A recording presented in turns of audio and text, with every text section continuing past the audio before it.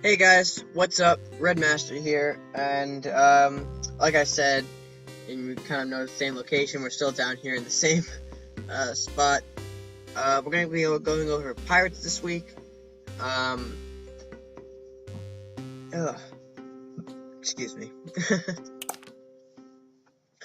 Like I said, I won't have my live partner this week to do our matches because technically it's the same week as last week. If you haven't seen um, the whole situation on this video, be sure to check out my Crusader faction video where I kind of explain what's going on right now. But I'm just going to jump right into it and cover all of the pirate cards. There shouldn't be too many, so hopefully they shouldn't take too long. But yeah, let's hop right into it. First up, we have Merchant's Favor. For 0 gold, you gain 2 gold. This card is alright. You're getting 2 gold for virtually free, so you need to play a little extra something on the same turn. You just pop gold, 2 gold, and then bam, out comes another unit or spell or whatever you want to use. But I would rather you have Merchant's Favor maybe be drawn from other locations, which we'll get to those later. Like from Robert, what is his name? Robbins? I'm gonna say Robbins. I'm gonna jump right back here because he's the last card in the set. Yeah, Robbins. Okay. But I wouldn't really just generally throw one in the deck, or prioritize it. Just make sure, if you are using it, maybe it's like a spot filler or drawn from another source. And sorry, I just had a brain fart. Just straight record, guys. Straight record. Next up, you have Cursed Pirate. For 1 gold, this 2/2 sluggish undead unit will wander the field. Cursed Pirate is, I really say overall, I wouldn't throw this card in a deck, but if you're using undead, there's other ways to generate cards like this, and you'll find out later on in the video. But definitely when you get a large horde of these out there, it can become dangerous, especially when they're buffed with cards like Armory or Brewery. Smuggling Wing. For 1 gold, you're gaining 1 gold back and adding a random spell card costing 2 or less to your hand. If you like the RNG randomness of this game and you want to include a little bit of that in your pirate deck, this is the card for you. The 2 gold spell could be a useful one, so I would say if you want to use it, you can. I have no problems with it. I've used it in the past, and I've gotten some good and bad results, so I can't really give a solid definition or solid opinion of this card.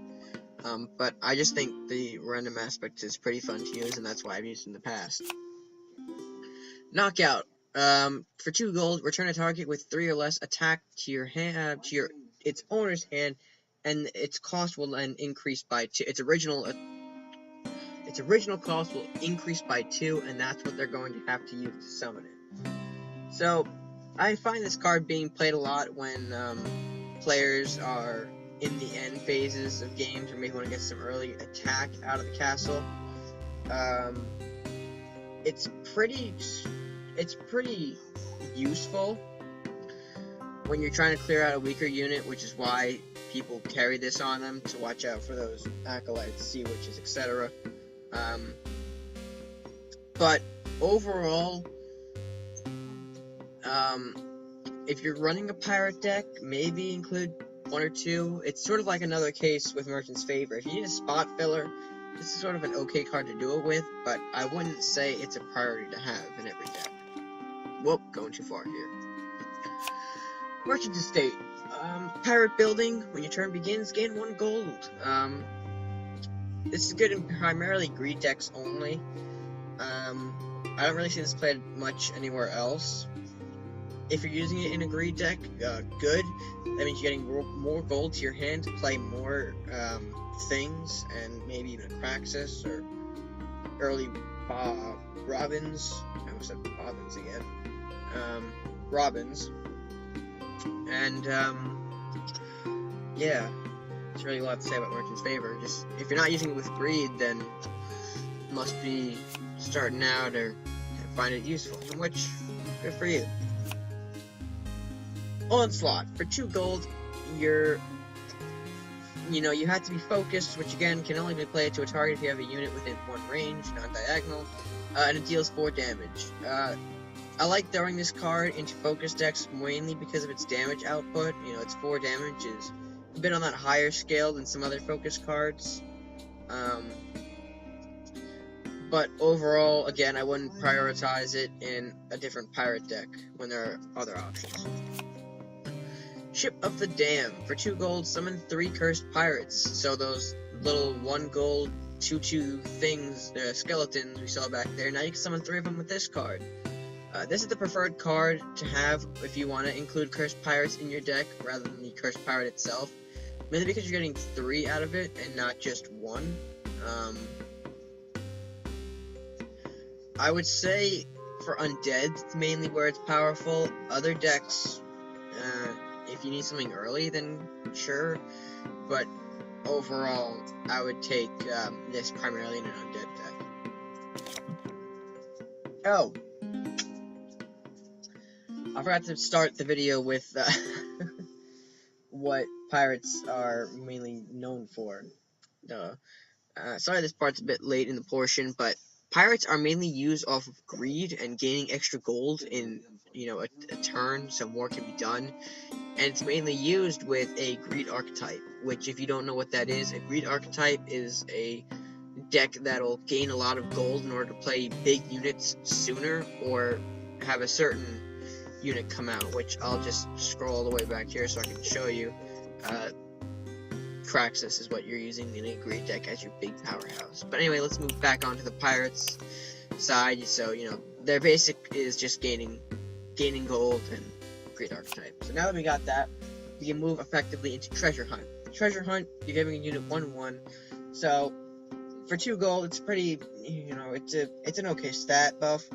But the main point is that you're gaining 2 gold on your next turn. So this 2 gold can be useful in the final planning of an early Robin summon, Craxus summon, any kind of summon really. It's 2 gold is really what it's known for. I've actually played this in a greed deck before, and let me tell you, the Treasure Hunt was actually pretty useful in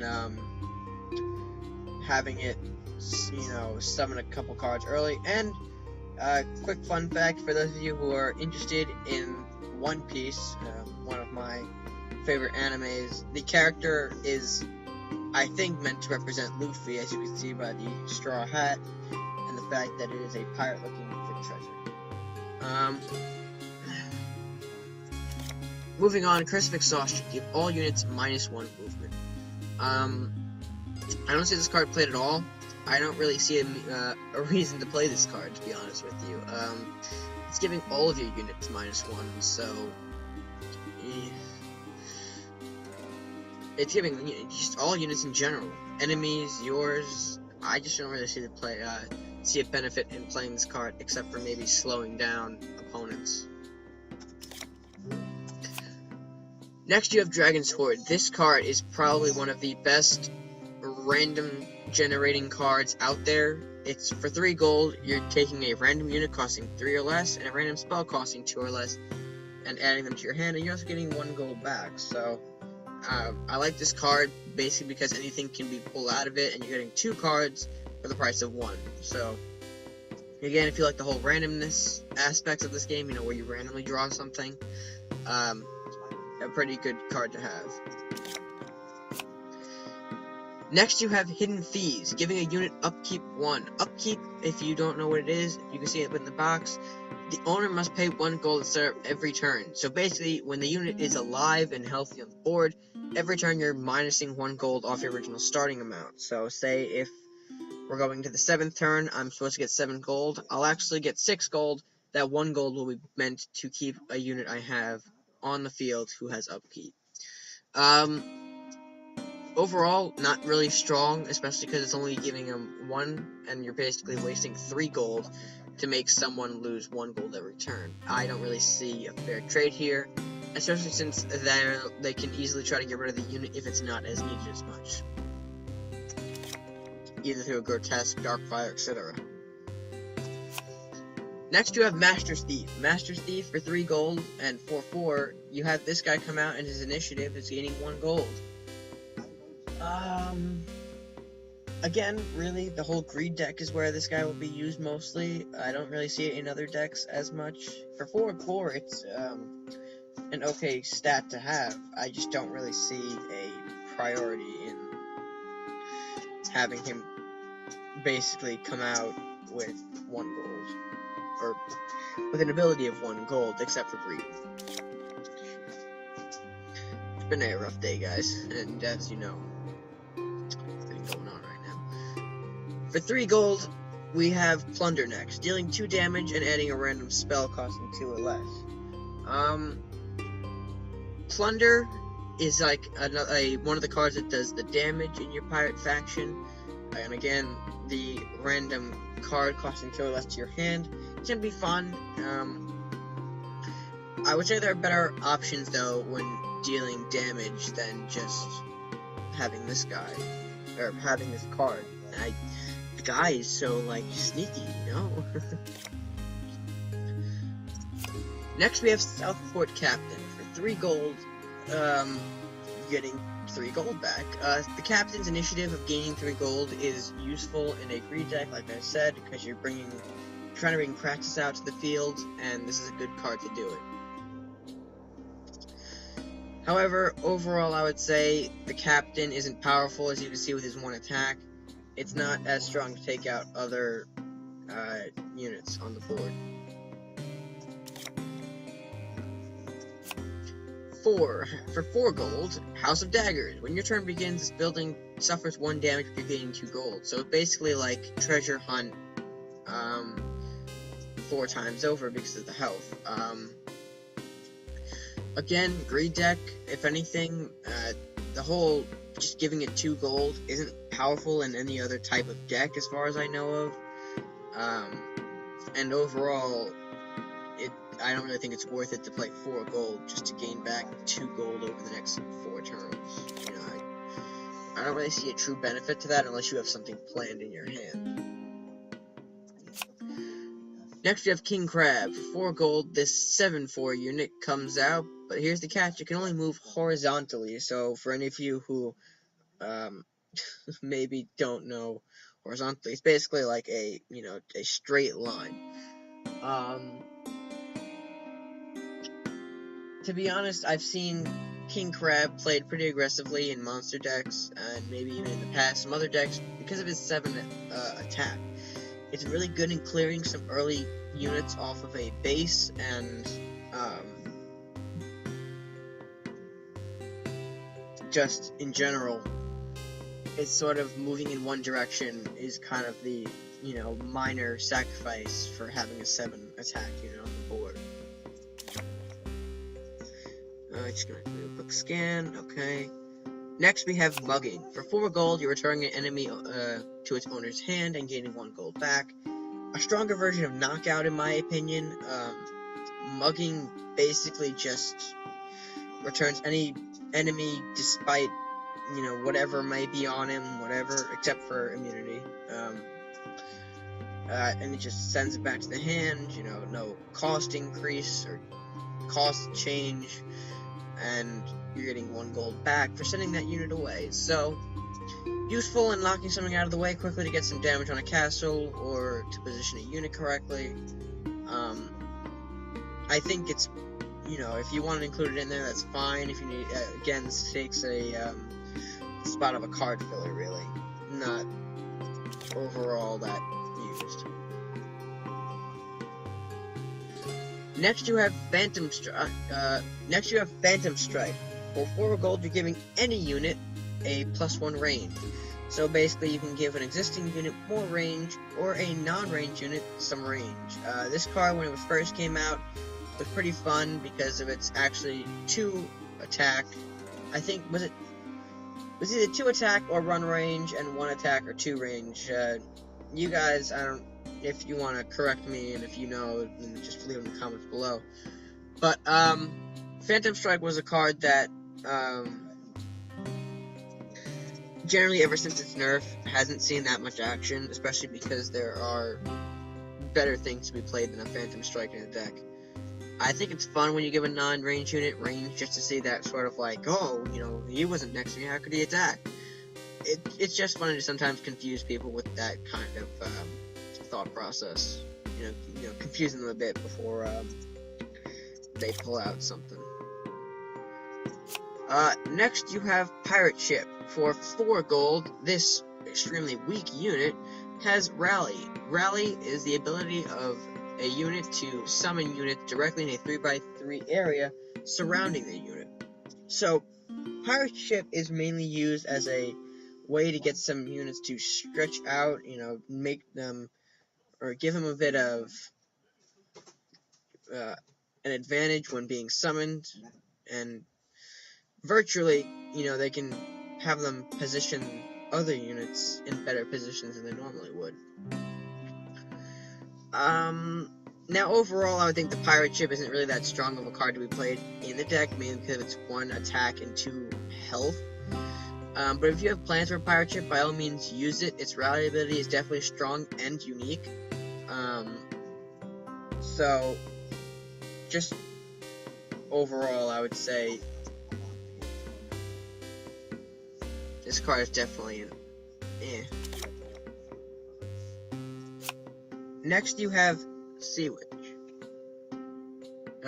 Your Sea Witch is a card for 4 gold and 1/2. Summons 2 cursed pirates after an attack. So this is your generator unit I was mentioning about summoning other, you're summoning other units. You're summoning the cursed pirates to the field, which can become pretty annoying to deal with if you are against the Sea Witch. I play this card in my ranking deck currently, mainly because I find its little skeleton summons useful in getting some extra attack or defense, depending on where I'm at in the game. And its 1 attack is sort of compensation for its 3 range and its ability. Next, we're getting into the final 5 cards here, by the way. Next is Dagger Storm for 5 gold, dealing 2 damage to all enemies. Pretty simple, not really going in too deep with this card, just that it deals 2 damage, so thumbs up for that.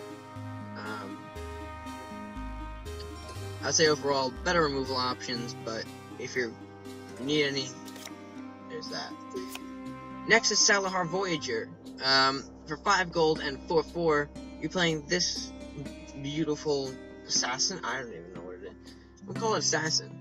And its benefit is that you may play a monster card for 5 less gold this turn.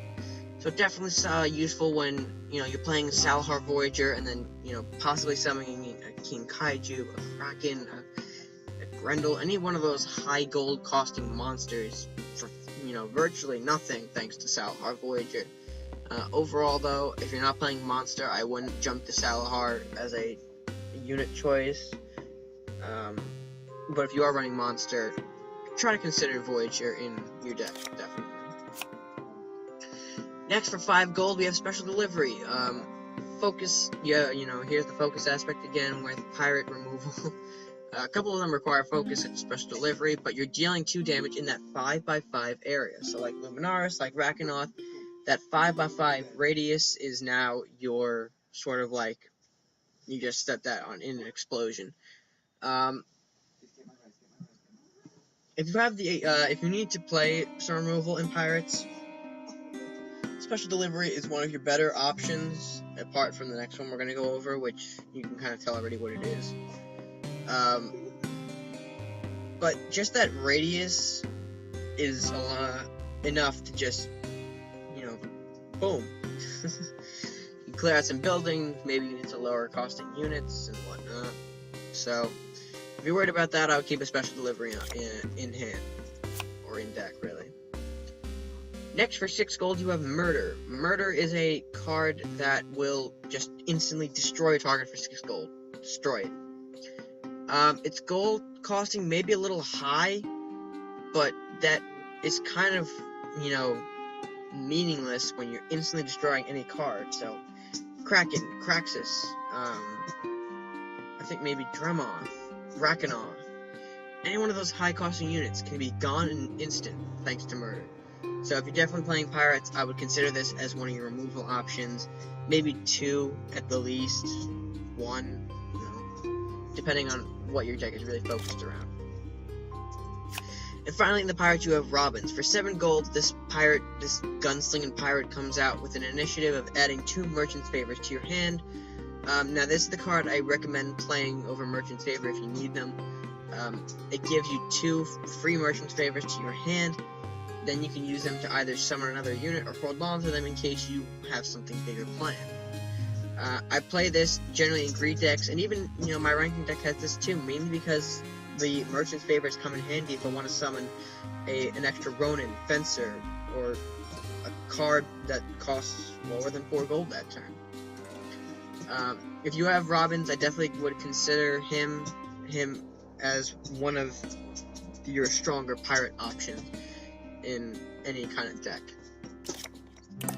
Alright, so now we're going to go into a quick single player match, because again, partner not being here, yada yada yada. That should be cleared up by next week. We'll get onto a normal schedule, and normal recording space, and whatnot. Still, as we're having this match, I'll maybe go over some of the things this time for what we're looking at in terms of, or channel-wise. Right now, I don't really have much planned. I'm planning on maybe another tournament drafting video like I did last time. If that interests people, I'll definitely give that another shot. If you have any ideas, make sure to suggest them to me. I am looking for ideas, or just overall things in general to do. Of course, the tutorial and hidden combo series will keep coming, so if you like those, no worries, those will continue. If you do want something new, though, you know, suggest something to me. I'll try to have something made on it.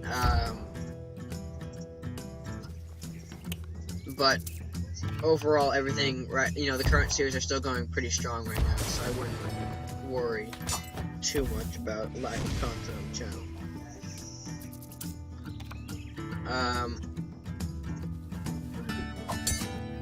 Like I said, me reporting this at this time, I don't know if there was an event card on that Saturday. There should have been, according to the schedule that I've kind of been keeping in my head a bit. You know, every 2 weeks an event card comes out, so far,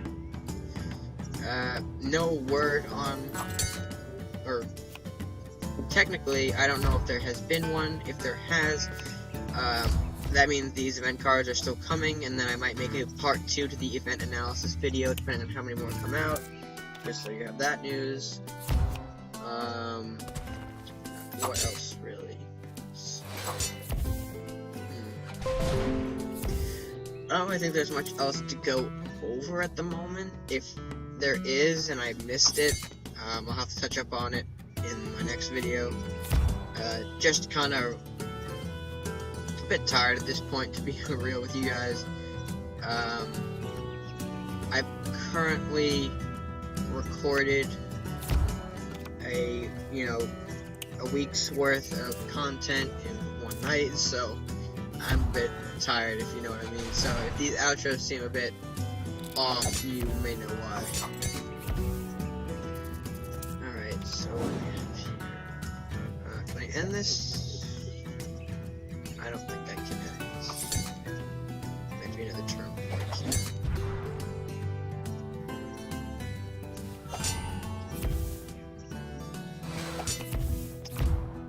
Just make an effective forward here. Threaten the remaining presence on the field. As you can see, the Master Thieves, I didn't use the knockout, but I could have on any, unit that was in my way. Just plunder that, so I can show the random aspect. Witch Bolt, it's a bit nice. But overall, that's just the pirate video. If you did enjoy, please make sure to, like, share, and comment. If you are new, it would be greatly appreciated if you go and hit that subscribe button. Every bit of support that you guys gives me keeps, content being made. And, I mean, that's about it. So, until the next video, guys, or until next time, and I have to start making, more solid attempts at this catchphrase. Alright. But really, guys, until next time, stay gaming.